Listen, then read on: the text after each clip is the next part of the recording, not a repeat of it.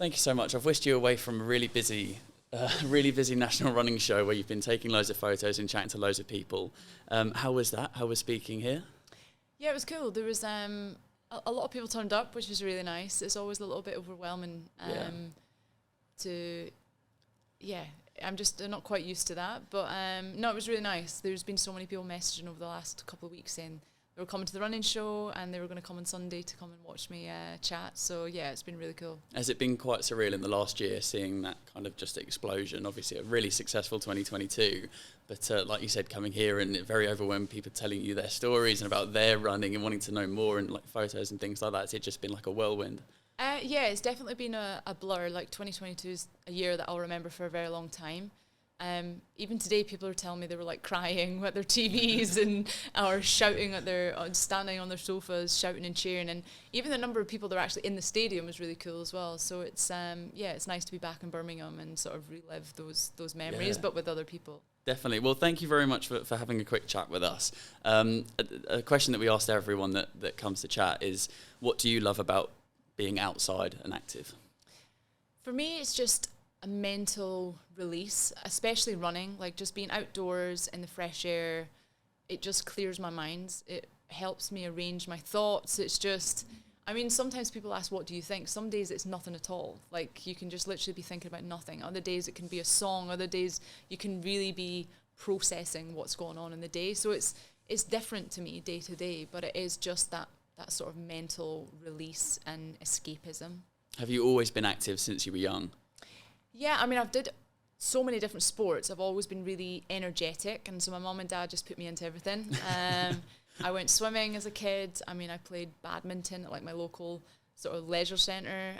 Anything at the leisure centre I was down there doing. And I even played golf for a little bit because we live near a golf course. My dad golfs a lot. So I had tried everything, but for me, running was just the one that I loved the most. For whatever reason, I don't know why. I can't really quite pinpoint why either, but running was my passion. Did you realise you were good at it, or did someone tell you were good at it at a certain point, and does that help then the enjoyment of it? Yeah, I think so. Like my parents have always said that I had a knack for running and that I had the ability and the talent to do it, but your parents are always going to love you and tell you that you're great. So it wasn't probably until I joined the local running club. I remember getting like scouted at a cross country, and I say scouted, they take like the top 10, top 15 kids, but you feel special when someone's picked you to go along and join the club, the big club. And it wasn't really until I probably went to the club and I started racing, and I had quite a lot of success when I was sort of under 13 age group. You sort of think, yeah, this is something I could be really good at, but I didn't always have that success, certainly through the under 15, under 17. I mean, I was running no quicker when I was 17, 18-year-old than I was when I was like 13. So that's a bit more challenging. But for whatever reason, I loved running and I stuck at it, and we're still here today. In the early parts of your career, it was steeplechase that maybe not many people know as much about, which is, well, explain a little bit for someone who might not know as much about steeplechase. Yeah, so the steeplechase is 3,000 metres on the track.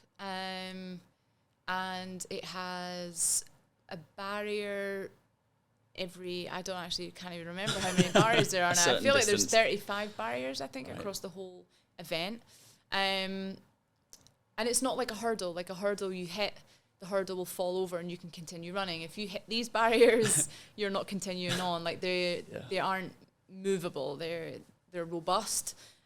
So you really do have to clear it entirely. So I suppose it's a mixture of strength and endurance, just in the fact that as you get tired, obviously, over the 3,000, and you're still having to jump and clear these barriers. And of course, then we have the water jump at the very bottom, around 150 metres from the finish line. And that's really the main challenge as well, having to clear the water pit as best as you can. So it puts a lot of impact through the body, through the joints. And I suppose that's why it's probably the most grueling sort of track event I think there really is, and that's why so many people pick up injuries, myself included. Was that part of the reason why you then switched to flat 2014? Obviously, a foot injury. Was that part of the decision making? Yeah, it was the full decision behind that. Really, I already suffered a serious injury in 2011 from the steeplechase. I have 5 screws and a metal plate in my left foot. And then in 2015, I broke it again, and I had another 2 screws put in there. And I just couldn't run through the pain. Like, I used to train twice a day every day, run twice a day every day, and the pain was so much that I couldn't even go up into my toes, never mind steeplechase or hurdle. It just wasn't happening. I couldn't hop, never mind jump. So we made the decision there that I'd switch to the flat events. And I sort of thought further down the line maybe I'd come back to the steeplechase, but in all honesty, I just don't think I wasn't prepared for it or robust enough. I think you have to do so much strength work and gym work prior to becoming a steeplechaser. I think that's really important. So for me, I hadn't prepared the way I should have done. And the flat events have worked out for me. I've improved year on year. So I've never really felt the need then to go back to the steeplechase. And in all honesty, it became a bit of a fear as well. I didn't enjoy it. It's not fun when you're running in fear. On the flat events, I feel really fearless and can just really push myself. So, yeah, it's been a difficult transition, but I think it was one that was sort of destined to sort of happen. It feels like a bit like fate now, to be honest. And like you said, switching to the flats has been very, very successful for you, and especially, like we said, 2022. But it was interesting, there's a quote on your website, so for every finish line tape a runner breaks, there are hours of hard and often lonely work that rarely gets talked about. And obviously we see the success and the record breaking and the medals of 2022, but how much work has gone into that, not only, you know, in the pre-season leading up to 2022, but in the years before that of mental and physical building up before you then kind of reap the rewards? Yeah, I think a lot of youngsters sort of maybe look for quick successes. You know, if they're not improving right now or they're not setting a PB when they're 15, 16, they think, oh, I'm not any good at this, and they sort of sack it off and quit. But actually, just what you're doing in 1 year is something that will have an impact further down the line. Like, it takes several years of training and building up that load and volume to eventually get your final sort of performance from it. And I think that's what I've learned over the last couple of years. Like, I changed my training drastically in 2015 when obviously I had this serious injury, but then we changed things again in 2019. And I feel like that's only really paying off now, in all honesty. Like, 2020 and 2021 were really consistent years for me, where I was injured far less than I've ever been. I still had its challenges. Like, you still pick up injuries and niggles and illnesses, but just not as many as I was dealing with previously. So instead of having only a couple of weeks behind me, I had months and months of training behind me. And actually that just continues to build. And I think that's really what 2022 was for me. I had 2 really consistent years, and 2022 was like the payoff from that. But even 2022 was challenging. Like, I had COVID in February, and that was 7 weeks of disruption. Wow. Then I caught laryngitis, got rid of laryngitis, and then got laryngitis again. So there were obstacles. There was still a hell of a lot. Yeah, there was a lot of obstacles in that year alone. But I suppose it's how do you, reduce them as much as you can or limit them as much as you can. Yeah, because you're never 100% fit as an athlete. There's always something. But if you, obviously the major things, like you said, laryngitis and COVID and things like that, are obstacles. Yeah, and it's unavoidable sometimes as well, that you can't as an athlete expect to go into every single championship being 100% healthy, 100% fit and feeling great. Like, there are going to be difficult times along the way, but I felt like things really turned for me at the Commonwealth Games. That really was a changing point for me. I'd had so many ups and downs to that point. I broke British records on the road, and I thought, great, like, this season's going to go brilliantly, and then I'd get sick, and then you'd sort of come back again, and then you'd get sick again. So there's always a fine line, I suppose, when you are in peak condition, you're in peak form, and you're pushing yourself as hard as we do, and the amount of travel on top of that, there's so many logistics that go together. But I just felt almost like lucky to have Birmingham. I felt like that I turned up there and it all came together on that day, and it's very rare as an athlete that you have that moment. So yeah, I feel lucky for having that moment, but obviously I know there's been a lot of work that's gone into that as well.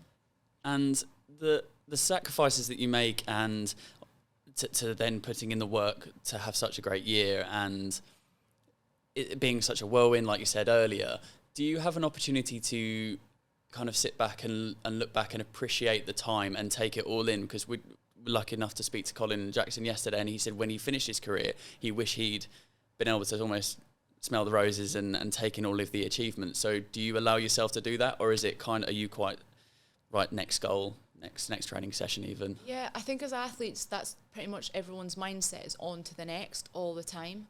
It's a good thing in that when you have a bad championship, you're so motivated to go to the next race, the next thing. But at the same time, then when you've had a good one, you don't really take it in or enjoy it. And I hear this time and time again from professional athletes, and none more so than my own mum. Like, she said to me that she never really took the time to enjoy her successes. And that sort of sat with me a little bit. And there's a few things she said throughout her, like, over the last couple of years, or certainly when I was a teenager and stuff, that I just felt was quite sad, that she never really she almost didn't appreciate what she's achieved. And she doesn't even now really have an awareness of actually what she's achieved.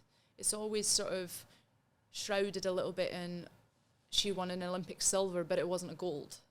Or she was world champion, but it could have been a faster time, or it was always something else. You're always striving for like the next thing. And my mum won Sports Personality of the Year, for example, but didn't go to the party, just left straight. Wasn't even going to actually attend the event, but she eventually attended, then won it, and then was like straight back home to go to bed and just get up for training the next day. And I think she just missed that sort of enjoyment, as you said, what Colin said, the exact same thing. And so I've tried to like make this year particularly, I've attended awards ceremonies I would never really attend, because I might never get this moment again. I might never have a year. I certainly won't have a home games where I've sort of been an underdog, come in and won it in front of all my family, my friends, and a British crowd. So yeah, there's been a few disruptions to training that I typically wouldn't do, but at the same time, I want to live my life. Like, I don't want to look back when I am 40, 50, 60 and say, oh, what I've achieved, or question what I've achieved. I want to look back and go, do you know what? I had a great time. I enjoyed it. And even if this is like the absolute peak of my career, then so what? I tried my best. Like, I did everything I could. Like, if I never win a global medal or a world medal, Olympic medal, then I'll still be pretty happy with my career. Like, as I said, I know I've done it the right way. I've pushed myself. Like, I've done everything I possibly could. And if this is it, then this is it. Like, I've enjoyed it. And you say sacrifices, like, I don't feel there's a huge amount of sacrifice. Like, I still live a relatively normal life. I'd say the only biggest sacrifices are certainly the time spent away from family and friends. That's a huge one for me. Missing families, birthdays and weddings and anniversaries. Like, you're not there for moments in people's lives, and that for me is the biggest challenge, I think. Yeah, I'd say that's the biggest sacrifice. But you're certainly not in the mindset of thinking, oh, I'm ready to give that up to, for whatever's the next stage. I mean, I wanted to ask you about the things that you're doing at the moment with giving back to the track, which is awesome. I mean, like you said, you've been speaking to so many young people here that might be aspiring to be the next athlete on the circuit. And what's the work that you're doing with that, and why is it so important to try and get young female athletes, and why is it so difficult for them at the moment? I think obviously there's so many stats out there that we know that young women are dropping out the sport from the age of probably maybe just younger than 16 through to 21. And it's an age group where you're navigating school, exams, what do you do next, further education, do you get a job? Financially, you're supported by your mum and dad, your guardians, whoever it is. And then it's like you're thrown into this big bad world, and what do you do?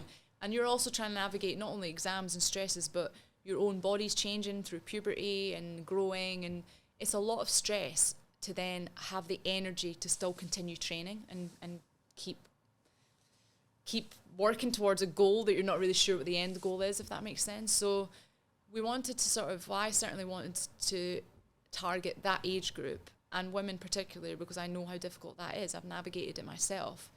And we obviously help financially with a little bit of a grant, but more so it's more like not so much mentoring, but just letting these young girls know that we believe in them. Like, we believe they can make the next step to become a professional athlete. And even that alone sometimes is enough to make you feel like I had that when I was younger. There was a local sponsor to me that stepped in when I was really badly injured.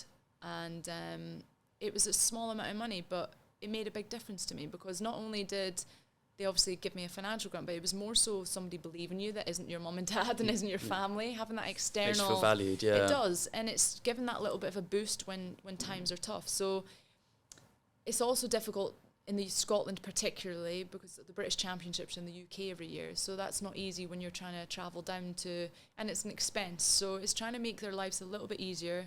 We have sort of free webinars where we meet up every couple of months, and they can chat to another female athlete that they want to speak to. They want to ask any question they can. It's a private conversation. We had another athlete come on and speak about the menstrual cycle, how important that was, that an athlete, that these young women are taking a period every month, that they're fueling correctly, things that sometimes young athletes don't have anybody to ask these questions to. Like, I was lucky I had my mum and dad that were in athletics and understood it, and I could speak to about it, my mum particularly. But some of these young athletes don't. Their mum and dads aren't athletes. They don't have somebody at the club they can speak to or feel confident speaking to. So that for me was a big area that we wanted to target. And then the other area is community athletics. So making sure that there's no barrier, financial barrier for young kids to join their local athletics club. So we have a free athletics club in Dundee, after school club, just one day a week at the moment.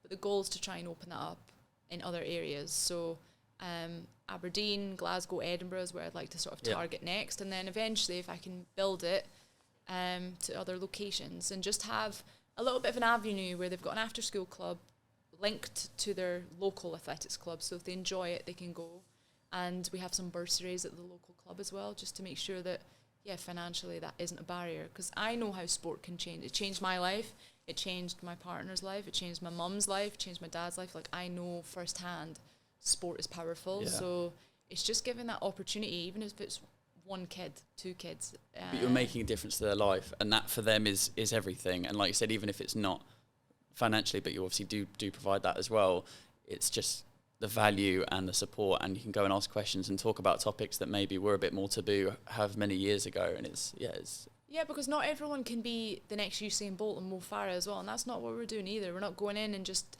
picking out the most talented kids and just supporting those, because I was never the most talented kid growing up. I had really good success as an under 13, but 17, 18, 19 I was nowhere near. But it took me to the age of 21 to make my first GB team. So that's another thing I say to these youngsters as well, is just because you don't have early success doesn't mean that you can't go on to make a GB team or get your first England vest or Scotland vest, whatever your goals are. Not everyone has to be striving for the Olympic Games. And also, sport can just change your life with regards to the people you meet, the friends you make. It's not always about performance, or certainly that's not what we want it to be about either. It's about the community that sport can bring you, athletics in particular, running in particular, and what you can learn from that. Because running's quite an individual sport, but actually there's so many people in your team, I imagine, that go towards making a successful year or a successful race or an event. So it's that social aspect as well, and I can imagine you've got a good team around you that support you as well. Yeah, I mean, we're a very small team. It's literally myself, my boyfriend Michael, my mum, and then my dad chips in little bits of advice as well. So it's a small team in that sense, but it's, I think we're a powerful one. And it's just having people around you that support you, I suppose, and strive towards the goals you want to achieve, that believe in you, give you that. Because I certainly am someone who gets confidence from others. I don't have maybe the biggest amount of like self-confidence or self-belief. I would certainly as a youngster be very unconfident in my abilities. Didn't quite ever think, I never thought running would be a job for me or that I'd make the Olympic Games or anything like that. Like, I just liked running, but I get confidence from others. Like, I know that I feed off of that from my mum and Michael particularly, like knowing that they believe in me, and it makes me want to do it for them as well. Like, it gives you an extra motivation, I think. I can sort of see that again with the Giving Back to Track that we have, just giving that little bit of a confidence boost to the younger generation, so that they might believe in themselves. Because it's, as I said, it's not always just the people that are breaking records that go on to be successful athletes. There's a lot more from the sport that you can get other than just performances. I wanted to ask you, if you specialise in a few different distances, but say going into an event or going into a games, if you're 5,000, 10,000, how does the preparation change depending on obviously you're competing in those in the span of days all the same day, but in terms of preparation going into there, are there slight differences you have to do in terms of pacing? For obviously pacing's different, but different training strategies or techniques depending on the race. For me this year, the 10K was always my priority. So that was the one that all my training and stuff was sort of geared towards. There isn't a huge amount of changes I would do for a 5K because I'm certainly more of a strength-based runner. So if I'm in good 10K shape, I'm most likely going to be in decent enough 5K shape. But there's just a little bit more maybe specific, faster work for the 5K that I would need to be doing. But I wouldn't really be doing that until closer, maybe to competitions, maybe in the 6 weeks leading up to these 3 major championships when I'd start to speed up a little bit. So the volume would come down in the sessions and we'd start trying to, just turn the legs over at slightly faster than 5K pace so that pace feels a little bit easier. But really the main goal this year was the 10, so I didn't put a huge amount of priority on the 5. I think if I was certainly racing the 5K as a top priority, I would have been doing more 1,500 metre races and 3K races to get that under distance. But for me, the 5K was almost my under distance for the 10. And we had obviously wanted to run a really good half marathon at the start of the year too. So that was always in the back of my mind. And I think for me, as I said, I'm more strength-based anyway. So a lot of my training will be more endurance, more longer work, building up that strength, and then sharpening up between the championships really, and being fresh for the championships is probably my biggest challenge, because I think as an athlete you always want to be training hard and pushing. Tapering down and sort of making sure you're fresh is probably the hardest bit. I imagine you're competing with similar people as well throughout the season, so you get to know the people that you're running with. Do you have a look across the line and go, oh, I know that person likes to push the pace early, or I like to, or you get used to how other people run, or are you just simply focusing on your own race, or do you have to think about how the strategy might change, halfway through a 10K? To be honest, this year I've purely focused on just running my own race. In the past, I would definitely have let others dictate the pace and sit in and see how the first couple of laps go, and you sort of know how people tend to run. But this year, I purely just did my own thing, just because in previous years I've finished at championships and being a little bit disappointed that I felt like I've either not finished feeling like I've given 100%, or I've not quite ran the time I've wanted. And it's no fun when you sort of come 10th place but run a slow time, and you're like, what was the point in that? Yeah. So this year we sort of thought, I even said to my mum before the Commonwealth Games, I said, I'm just going to run the race that I want to run, and if that brings me a medal, great, but if it doesn't, then I can be proud of knowing that I've done everything I could, like I couldn't give any more, and I've run a time that I'm happy with as well. So really that's what I set out with in a lot of my races this year, even the road races too, just trying to just not get sucked into other people's pace or worry about what other people are doing. And it seems to have worked really well. Like I'm pretty proud of the races that I've done. Certainly on the roads now, as I've become a little bit more competitive over the half marathon distance, I am going to have to start looking at racing other people rather than just focusing on myself. Right now, I suppose, because it was very new to me, I wanted to learn more about it. But I think now is the time now where you start becoming a bit more competitive and going, actually, let's trial going out crazy fast for a 10K at the start and just seeing how you hold on. I was almost too scared to do that, not to be as aggressive. I was sort of running my half marathons like, we'll get to 10K and then push on from there, rather than being more aggressive from the very start. So I think that's something that I'm looking forward to over the next couple of years, is now trying to be a bit more attacking things a little bit more over the half and not being scared of the distance. And it'll be the same for the marathon for me as well when I move up to London Marathon in April is my main goal. Yeah. But for me, that first one is, I'm not there to be competitive or to be sort of, not competitive, but I'm not putting so much pressure on that. For me, it's the first one. Yeah. I just want to debut. I want to get all the feeling correctly, feel good, feel strong, enjoy it. And then after that, you learn a lot from that. And then that's when you can be a little bit more aggressive and think, actually, yep, this is my tactic I'm going to use, or this is the pace I want to hit. And that's the way I feel now with the half. It's the same with that. I was very scared and anxious about it, but once I've done one, you become more confident from muscle memory. I was going to say it links back into the confidence thing as well, of saying, no, actually having the confidence in your abilities. So I think so, yeah. That's what I'm hoping. Do you get a taste for breaking records, is that a thing for you? Because, like Colin said, it was just a PR for him rather than a world record or a record or whatever. But for you, is that like, oh, that's quite a cool thing. I'd like to try and go for a record on this or push this or push. To be honest, I always just try and aim for PBs. Yeah. And even if, again, I've done that from when I was a kid, and when I first started making GB teams, I always just go into a race looking to PB, because if you've ran a PB and you've won it, great. If you've ran a PB and you come 5th or in the top 5, you think, well, I've ran a PB, or even if you come 10th, last, whatever it is, you've still ran a PB. So you've ran the fastest you can possibly do. So for me, that's just mentally the way that I would go into a race, rather than worrying too much about positions all the time. But of course, the closer you get to the front, the more you start to think about positions. But certainly, I wouldn't go into races just thinking about the records all the time. I almost just think about, my own personal best, which is a record essentially, but it's just the mindset of thinking about it. Yeah, like I don't think of that being this sort of record time that I'm trying to strive to achieve. It's really just, I want to aim as close as my PB as I possibly can, try and break my own personal best. Which is difficult, I suppose, because you can't always run a PB, but certainly, I just try and get as close as possible as I possibly can, no matter wherever the event is, whatever the distance.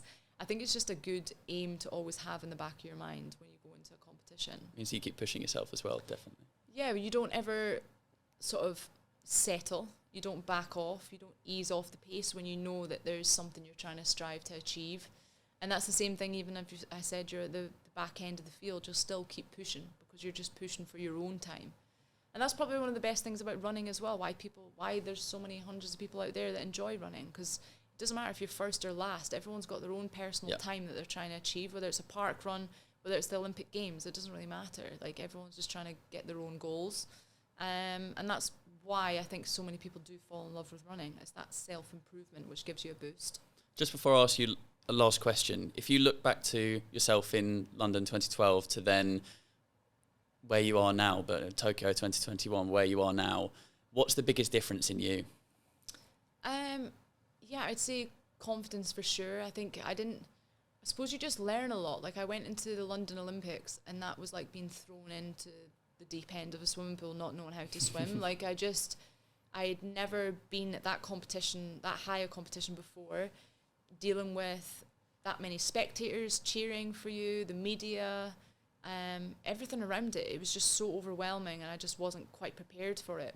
But in all honesty, I feel like that has helped me to this day, because nothing was ever quite as big as that, or I certainly didn't feel it was as big as that ever again, because it was home Olympic Games. It was the absolute pinnacle, and it was my first ever champs. But Birmingham for me was obviously really special. It felt just as big as that, having another home games, but you feel just much more prepared for it, perhaps because you've been through that experience before. You're constantly learning, you're constantly adapting, and I think that's even what I do now. Even this is like my so many number of champs I've been to, I still learn something from every single one, and how to deal with the pressure, how to deal with the nerves. You just become less nervous. You almost channel the nerves into performing rather than the nerves ruining your performance. And it's difficult people say, how do you do that? And I don't know. I think it just comes with time. I think you just naturally, become a lot more confident in your own abilities as well. And as draw on experiences as well, I imagine. I think so. When you've been there and done that, you almost know, you learn from your mistakes. And I'm lucky I can learn from the mistakes my dad made in his career, my mum made in her career, Michael made in his career. It's like you can learn from others as well, as to not fall into those same traps. I feel in a very fortunate position, and to be able to learn from other people's mistakes and my own mistakes. But I'd say confidence is probably the biggest one. I was just petrified in London 2012. I didn't even really want to be there because it was just so overwhelming. Whereas now, I enjoy it. Like, I want to be there. I do all this training to be on the start line. So it's, perhaps just an evolving mindset, I think, is what is the difference from then till now. Well, congratulations for an amazing year, and hopefully this year it goes as exactly how you want it to.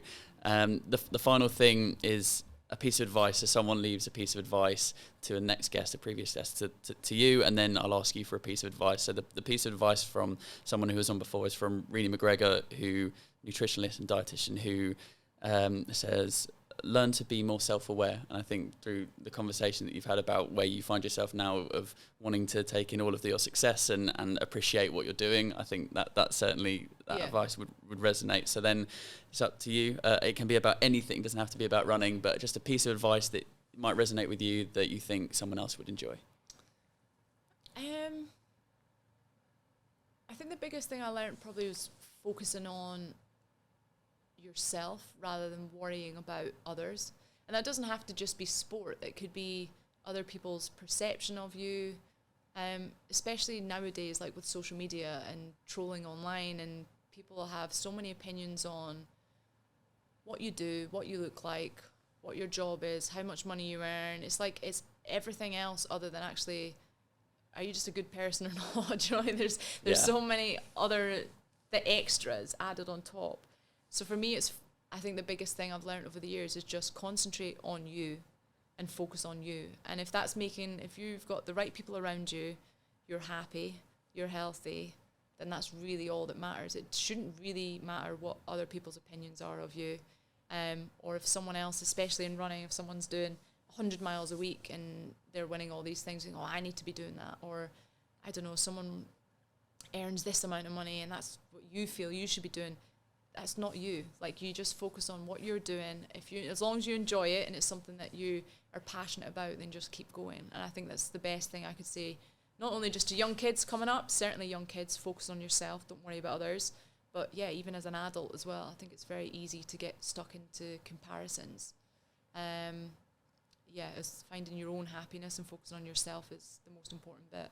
That's a great way to finish. Thank you so much. No worries. Thanks for having me.